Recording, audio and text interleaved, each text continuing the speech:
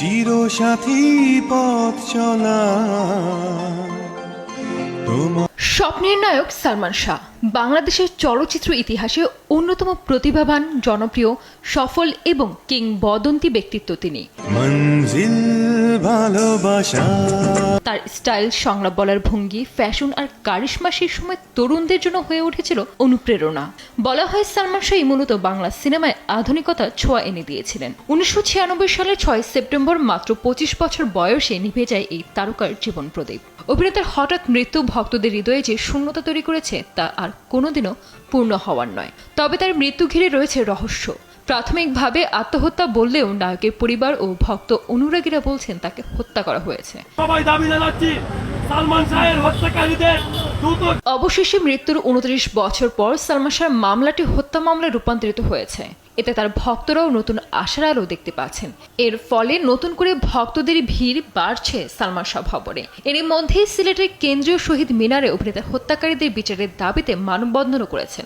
যত দ্রুত সম্ভব সালমান হত্যার বিচার চান তারা। সালমান শাহ হত্যাকারীদের দ্রুত গ্রেফতার চাই, বিচার তো হবে, দ্রুত গ্রেফতার চাই এবং সুষ্ঠু তদন্তের মাধ্যমে যাতে একটা বিচার কার্যক্রম হয়। রুবি সুলতানা সহ যারা যারা ছিলেন প্রায় 11 জন আসামি এবং সালমান শাহের যে বডিগার্ড ছিল আবুল, তারপরে ডলি, তারপরে মনোয়ারা, যারা যারা ছিল তারাই পরিকল্পিতভাবে সালমান শাহকে হত্যা করে। আমরা সিলেটবাসী এবং সারা দেশবাসী, বাংলা ভাষাভাষী, সারা বিশ্বের মানুষ আমরা চাই যে অপরাধী যারা আছে তাদের শাস্তি হোক।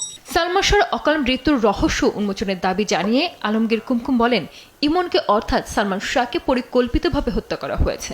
ওর হত্যার যথাযথ বিচার হয়নি। আমাদের পরিবারের দাবি অপরাধীদের দ্রুত বিচার করা হোক। আমরা প্রমাণ করে ছাড়বো যে এটা হত্যা না আত্মহত্যা। সিলেট নগরীর দাঁড়িয়াপাড়াস্থ অভিনেতার বাড়িটির মূল ফটকে নেম প্লেটে লেখা সালমান শাহ ভবন। এই বাড়িতে গিয়ে ঘন জন্মপ্রিয় নায়ককে খুঁজে ফেরেন তার ভক্ত অনুরাগীরা।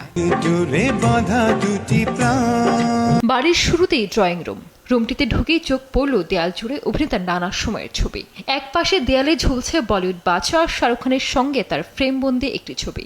90 দশকে রোমান্টিক এই নায়ক ক্যামেরায় চোখ রেখে দেখছেন এমন আরেকটি ছবি অন্য দেয়ালে।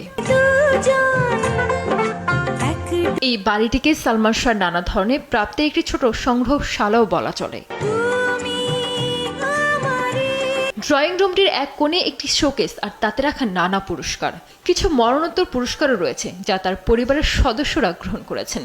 শোকেসে থরে থরে সাজানো সে সময় নানা ধরনের শোপিসও। বাড়িটির আনাজে কানাজে ছড়িয়ে রয়েছে সালমান শাহর নানা স্মৃতি। বাগানের চারপাশে নানা ধরনের গাছ, রয়েছে বসার ব্যবস্থাও। এক পাশে একটি দোলনা রাখা। প্রয়াত এই নায়কের সেই বাস ভবনে এখন তার মামার পরিবারের বাস। সালমান শাহর মা নীলা চৌধুরী থাকেন লন্ডনে। এত বছর ধরে মামা আলমগীর কুমকুম বাড়িটি দেখাশোনা করে আসছেন। সঞ্জিদ আক্তার, দেশ টিভি।